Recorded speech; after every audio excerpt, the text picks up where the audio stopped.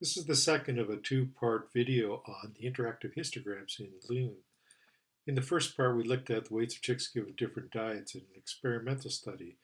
In this part, we'll look at an observational study on the coronary risk factors in rural South Africa. The second demonstration is an observational study on coronary risk factors in a high-risk rural region of South Africa. In R, we have data on all 160 subjects having coronary heart disease and a random sample of about 10% of the remaining 3,000 plus who did not. There are 10 variants available on the study, of which we're interested in assessing the risk factor of 9 of them on the response variable coronary heart disease. The analysis I'm going to try to follow is this. As before, you can pause and read the slide in detail or come back to it later. Let's get on to the analysis. We have a fresh R, so we have to load Loon, and we're going to load the data since it's coming from a different package. If we look at that data, we can see the values of the 9 different potential risk factors as well as the response of interest coronary heart disease. This is binary, being 1 if you have coronary heart disease and 0 otherwise. You can look at the details of these various variables just by consulting the help on SA Heart. So if we get to the analysis is going to be constructed entirely using histograms. So we begin with just looking at the histogram of the response variable of coronary heart disease. It's a binary variable. This is effectively a bar chart now. And on the right we have coronary heart disease, and on the left we have those that do not have coronary heart disease. And because the bin width is 1 and I've chosen the density scale, what we have along the vertical axis are the proportions. And you can see roughly 1/3 have heart disease and 2/3 do not. It's a 2-to-1 ratio. Those ratios are important because that's how we're going to judge the effect, or potential effect at least, of the various explanatory variants. If we look at this ratio of that height to that height, what that effectively is comparing are the two probabilities, which turns out to be the odds of having coronary heart disease versus not having coronary heart disease in this sample. And what's going to be of interest is how do those odds change as we condition on values of the different explanatory variants. So let's look at the first one. The first one we'll consider is going to be whether or not the subject has a history of heart disease in their family. Again, a binary variant, either present, they do have a history, or absent, they do not. So again, looking at this ratio, this height to that, it's 1-to-2. But if we condition on there being a family history, I do that simply by selecting this bar. I now see that that ratio is about 1.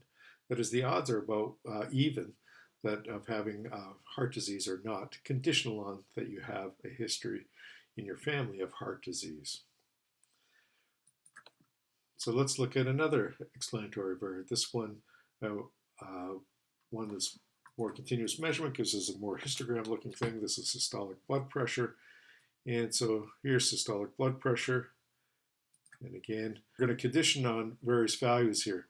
So if I look at low systolic blood pressure, I see that, oh, in fact, this looks like a ratio of 3-to-1 in favor of having no heart disease versus having heart disease.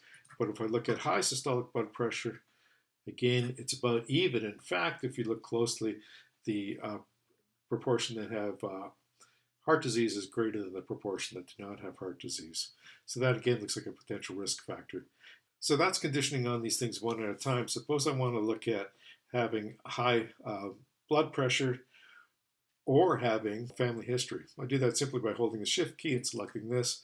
And now what we're looking at in this ratio here, looking at this odds of having heart disease or not having heart disease, we're looking at those folks that either have a history of heart disease in their family, or they have high blood pressure, or they have both. Okay, so we're conditioning on this or between these two potential risk factors.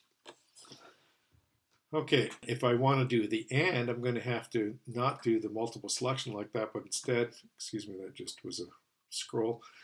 But selecting the folks that I'm not interested in, those are the ones without family history, and shift select here on those that have low systolic blood pressure.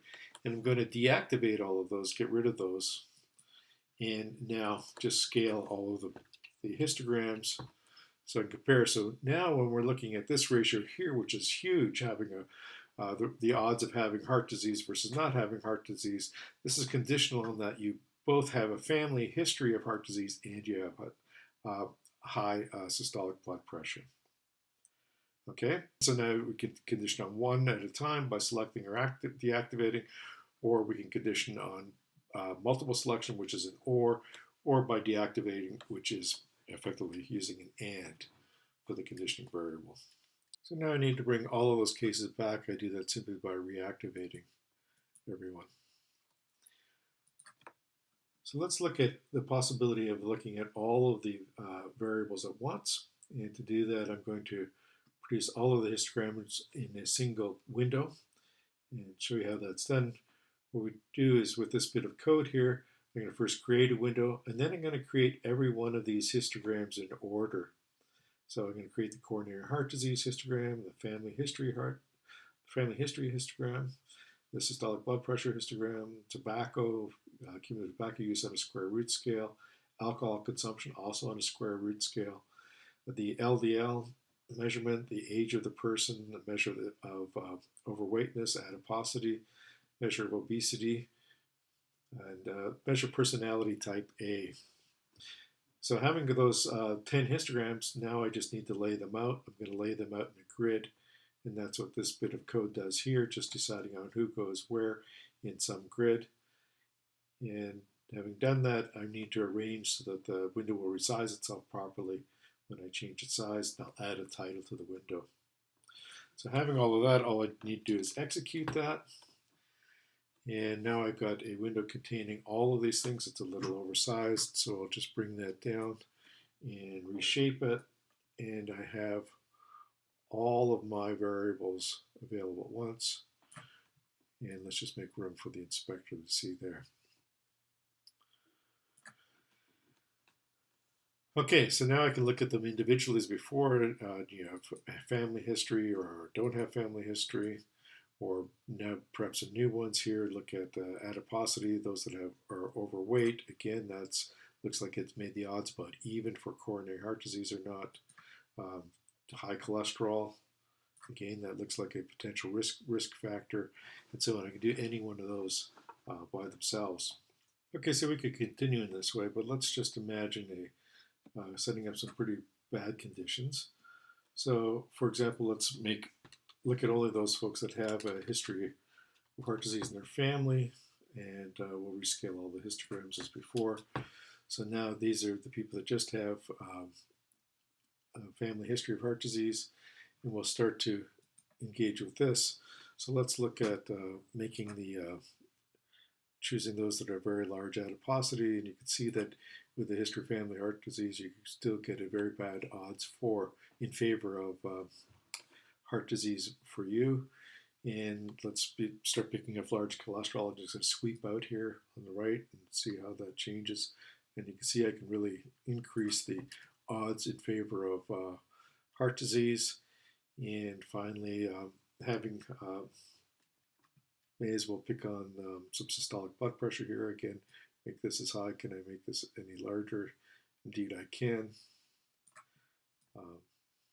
There. So those are pretty bad odds of having coronary heart disease.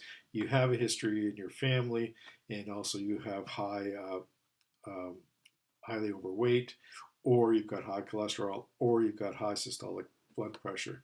And you see that down here, cumulative tobacco use. We have some. These are this large bars of folks that have no tobacco use in their life. We might want to deselect these guys. So what's the effect on this odd here if I take those people, take the people out that have got don't smoke, and then indeed we see that has increases the odds for heart disease. So we could continue on in this fashion, go on and on, do lots of different things, but I think you get the general idea here that there's an enormous amount of investigation that you can do with this kind of setup. That's it for the demonstrations. And just here with some references that you can look at for more information. As Carl Pearson once said about Galton's work, I hope that you find that this very simple tool is actually very powerful, particularly if it's interactive. I hope that video is of some value to you and that you'll be able to make good use of histograms, particularly interactive ones, as available in Loon.